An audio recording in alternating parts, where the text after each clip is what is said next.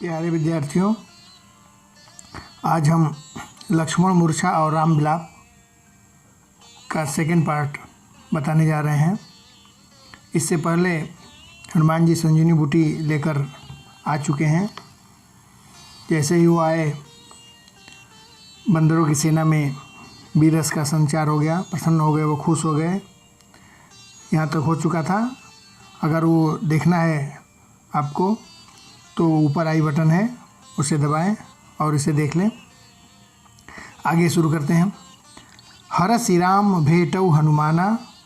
हरसि राम, हरसि माने प्रसन्न होकर के। जब हनुमान जी आ गए संजीवनी बूटी समेत पहाड़ को लेकर के, तो प्रसन्न होकर के राम भेटौ माने मिले हनुमाना, हनुमान जी से।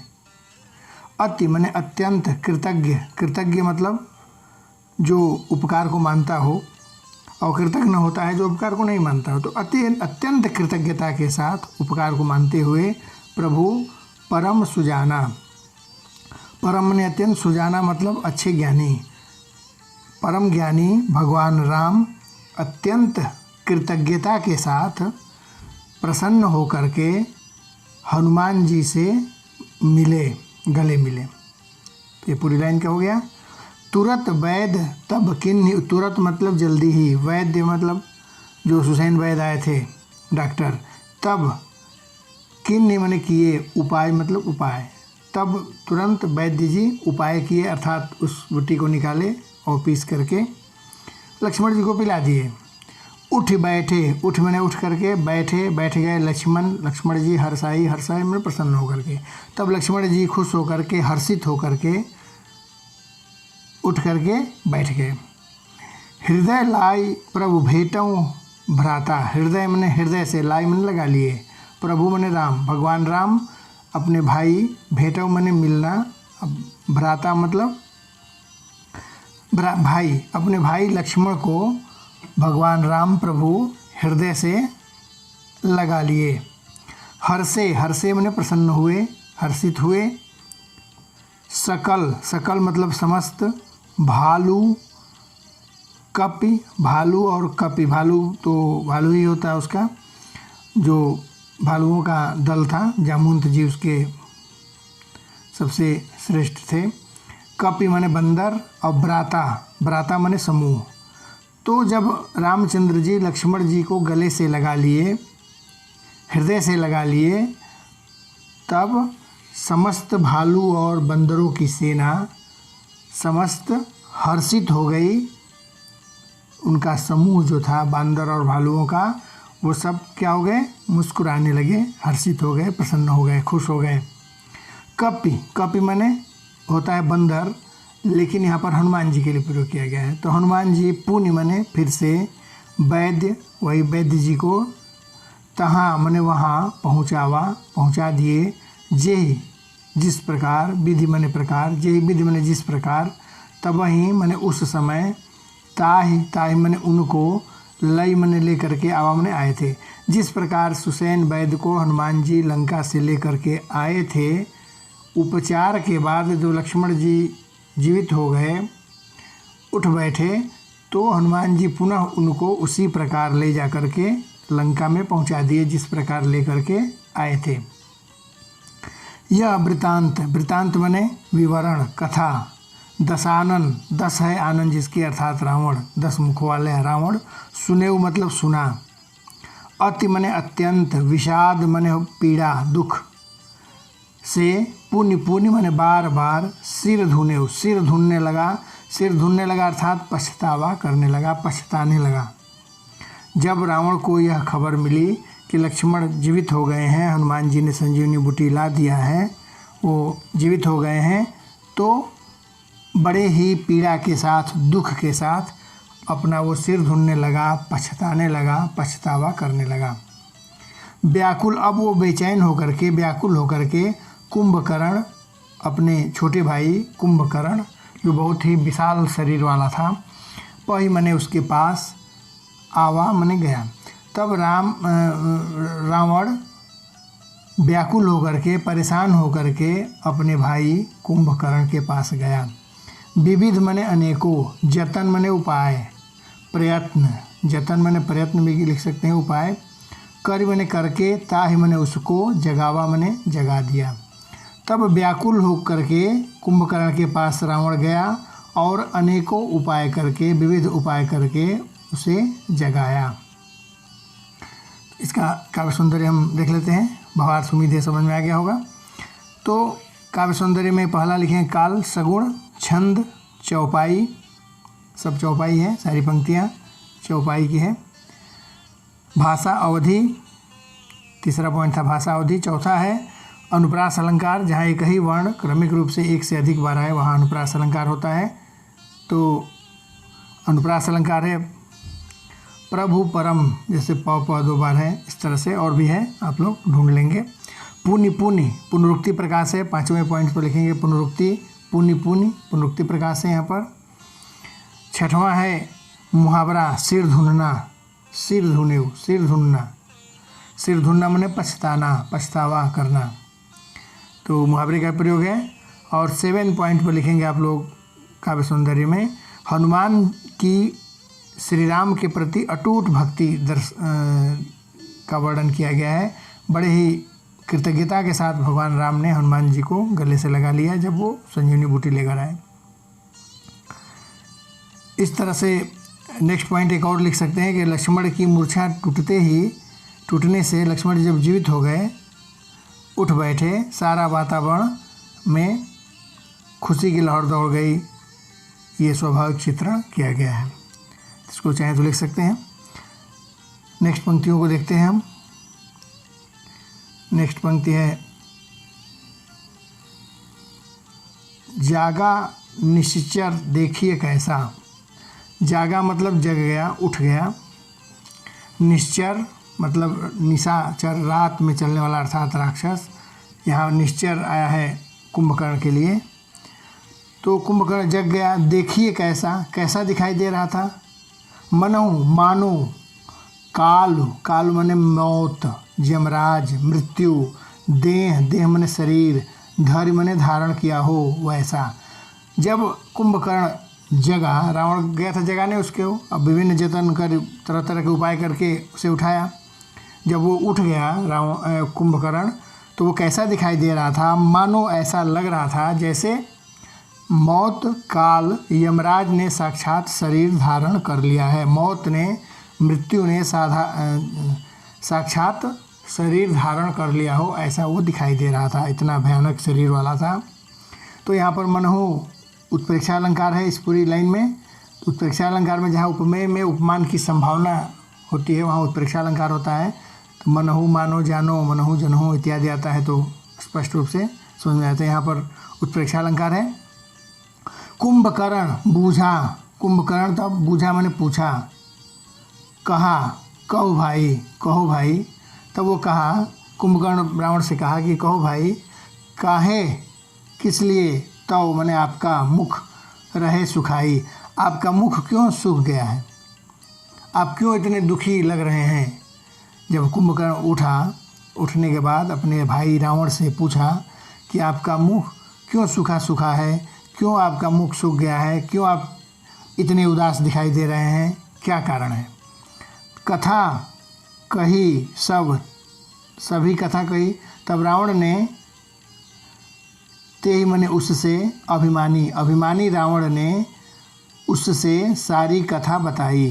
कथा कही, सब पूरी कथा उस कुंभकर्ण से अभिमानी रावण ने कही। जे प्रकार सीता हरियाणी, जिस प्रकार, जे मैंने जिस प्रकार, सीता हरि मन हर करके, आनी मैंने लाया था, सीता जी को जिस प्रकार से हरण करके लाया था, वो सारी कहानी, सारा वृतांत अपने भाई कुंभकर्ण से रावण ने, अभिमानी रावण ने कहा। तात कर हे तात, हे भाई, कपिन, कपिन माने बंदरों की सेना, सभी निश्चर राक्षसों को मार दिए। कर हे तात, हे भाई, बंदरी सेना ने, बंदरों की सेना ने सभी राक्षसों का संहार कर दिया है, मार दिया है। तात कपिन सब निश्चर मारे। महा माने बड़े बड़े, सभी योद्धा, योद्धा माने वीर, महा योद्धा संहारे, सभी बड़े बड़े योद्धाओं का इस बंदरी सेना ने संहार कर दिया है। सब योद्धा मार दिए गए हैं। उसमें कुछ अपने बड़े बड़े योद्धाओं के अपने उसमें उसके पुत्र भी हैं रावण के, उनका आगे नाम ले रहा है। दुर्मुख, दुर्मुख मतलब दुर माने बुरा, मुख बुरे मुख वाला, इसका अर्थ होगा, लेकिन नाम था इसका सूर्यरिप। सूर्यरिप, सूर्य माने देवताओं के, रिप माने शत्रु, इसका देवांतक भी नाम था, देवांतक इसका नाम था, रावण का पुत्र था। मनुज आहारी, जो केवल मनुष्य को ही भोजन करता था, जो मनुष्य ही को आहार के रूप में देखता था, इसका नाम वास्तव में था नरांतक। सूर्यरिप देवांतक और मनुज आहारी नरांतक, ये रावण के ये दोनों पुत्र थे, ये भी मार दिए गए। भट्ट, भट्ट भी मार दिया गया। अतिकाय, अतिकाय भी रावण का पुत्र था। अति माने भयंकर, काय माने शरीर, बहुत विशाल शरीर वाला अतिकाय, उसको भी मार दिया है बंदरी सेना ने। भट्ट को भी मार दिया है, अतिकाय को भी मार दिया है। अकंपन भारी, और इस भारी भरकम अकंपन, अकंपन को भी मार गिरा है। भट्ट को मार दिया, अतिकाय को मार दिया, और अकंपन भारी, भारी भरकम अकंपन को भी मार गिरा है। अपर महोदर आतिक वीरा, अपर और महोदर, अपर माने और, महोदर को भी मार दिया, वीर आदिक को भी मार दिया। उस बंदरी सेना ने अतिकाय को मारा, अकंपन को मारा, और महोदर तथा आदिक, वीर आदिक को भी मार डाला। ये सब नाम है, इसको वैसे ही लिखना है। परे समर मह सब रणधीरा, परे मने पड़ गए, समर मने युद्धभूमि में, मह मह मने धरती पर, सब सभी रणधीरा, रणधीरा मतलब रण में कुशल, रण में जो पारंगत थे, कुशल थे, निपुण थे, बड़े बड़े ये सब योद्धा, उपरोक्त योद्धा जिनका नाम बता रहा है रावण, वो सब रणभूमि में धरती पर पड़े हुए हैं, मरे हुए हैं, ऐसा रावण ने बताया। फिर दो पंक्तियाँ और है आगे, उसको देखते हैं। इसी में है, दो पंक्तियाँ आगे वाली है, इसको भी देख लीजिए। करे सुनि दस कंधर वचन तब, कुंभकर्ण बिलखान, जगदम्बा हरि आन अब, सठ चाहत कल्याण। ये दोहा है छंद में। सुन दस कंधर, सुन मैंने सुन करके, दस कंधर 10 सिर वाला रावण को के वचनों को, वचन मैंने वचन को सुन करके, तब उसके बाद कुंभकर्ण बिलखान, कुंभकर्ण बिलखाए मैंने दुखी होकर के रोना, दुखी होकर के रोने लगा। और आगे क्या कहता है, जगदम्बा हरि, जगदम्बा साक्षात तुमने माता जगदम्बा का हरण कर लाया है, आनी मैंने ला करके, हर करके ला दिया है। अब सठ हे हठी चाहत कल्याण, और कल्याण चाहते हो, तुमने साक्षात माँ जगदम्बे का हरण कर लिया है। और हे हठी जिद्दी रावण भाई, तुम कल्याण चाहते हो। रावण के वचन को सुन करके कुंभकर्ण बिलखने लगा, और इस तरह से उसने कहा। आगे देखते हैं ये इसका काव्य सौंदर्य, हम लोग काव्य सौंदर्य देखते हैं। तो काल में सगुण भक्ति काल, छंद इसमें ये सब ऊपर चौपाई है, ये सब चौपाई है, और नीचे जो दो पंक्ति हमने अभी पढ़ाया वो दोहा है। तो दोनों है भाषा अवधि, 3 पॉइंट हो गया। चौथा पॉइंट में उत्प्रेक्षा अलंकार जो मैंने यहाँ बताया था पढ़ाते समय, उपमेय में उपमान की संभावना। अनुप्रास अलंकार भी है, 5वां पॉइंट में अनुप्रास अलंकार लिखे। कथा कही ते सब अभिमानी, क 2 बार है, तो एक ही वर्ण क्रमिक रूप से एक से अधिक बार है, वहाँ अनुप्रास है। इसके अतिरिक्त भी है अतिकाय अकंपन, अतिकाय अकंपन यहाँ भी है, यहाँ भी अनुप्रास अलंकार है। इस तरह से ढूंढ करके और भी लिख लेंगे।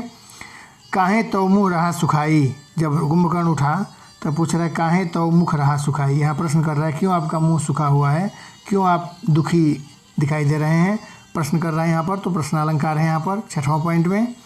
और 7वां पॉइंट में आप लोग लिखेंगे कुंभकर्ण का रावण को उपदेश देना भाई के प्रेम को दर्शाता है। वो रावण से प्रेम करता था, इसलिए वो सही चीज़ लास्ट में वो समझाता है कि तुमने जगदम्बा का हरण करके और कल्याण चाहते हो। तो इस तरह से भावार्थ एवं काव्य सौंदर्य संपन्न हुआ। अब हम एक दो प्रश्न जो इम्पॉर्टेंट है इसके लास्ट में उसको हम देखते हैं, तो थोड़ा सा अलग है, उसको बताना चाहता हूँ। क्वेश्चन नंबर 7 और 8, ये क्वेश्चन नंबर 7 और 8 हम लोग देखते हैं। 7 पहले, शोकग्रस्त माहौल में हनुमान जी के अवतरण को करुण रस के बीच वीर रस का आविर्भाव क्यों कहा गया है? तो शोकग्रस्त वातावरण में हनुमान जी के अवतरण को करुण रस के बीच वीर रस का आविर्भाव कहा गया है। ये इसलिए कहा गया है क्योंकि लक्ष्मण की मृत्यु की आशंका से राम विलाप कर रहे थे। उन्हें लग रहा था कि लक्ष्मण पता नहीं जीवित हो पाएंगे कि नहीं। उनका विलाप धीरे धीरे अत्यंत पीड़ा और प्रलाप में बदलता जा रहा था। अत्यंत वो दुखी होते जा रहे थे। उनके प्रलाप को सुन करके समस्त वानर वीर व्यथित हो गए थे। वो सब भी रोने लगे। उन्हें भी अत्यंत पीड़ा होने लगी कि अब क्या होगा। चिंतित भी हो रहे थे। सारी बंदरी सेना असहाय प्रतीत हो रही थी। सारा वातावरण कारुणिक हो गया था, करुणा से भर गया था। इस स्थिति में करुण रस का संचार हो रहा था। ऐसी अवस्था वातावरण में हनुमान जी अचानक संजीवनी बूटी लेकर के आकाश मार्ग से जब आए, उन्हें देख करके सारा वातावरण आशा और प्रसन्नता में बदल गया।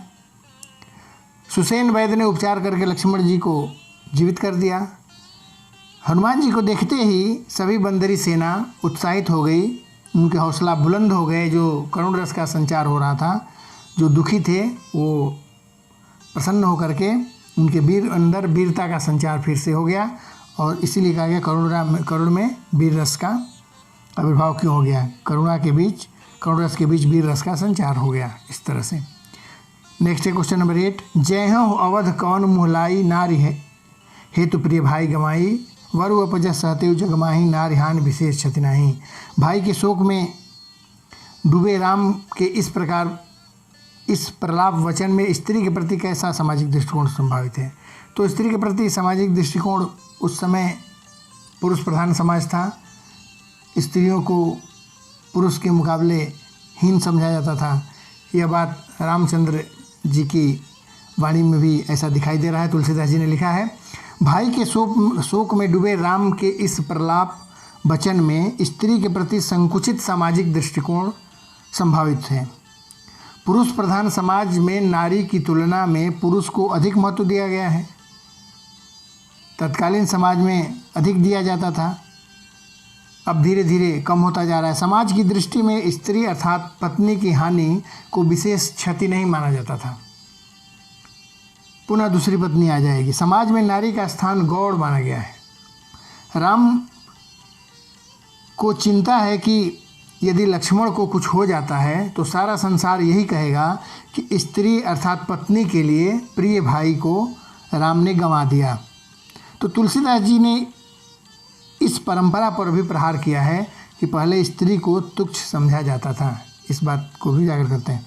इस तरह से भावार्थ काव्य सौंदर्य संपन्न हुआ। इसके ऊपर के जो प्रश्न हैं, एक तो ये व्याख्या करना है, भावार्थ ही है। अब बाकी ये जो भी प्रश्न है ये भावार्थ से स्पष्ट हो जाएगा। किसी भी तरह की समस्या हो, डाउट हो तो निश्चित रूप से कमेंट लिखें, यथाशीघ्र दूर करने का प्रयास किया जाएगा।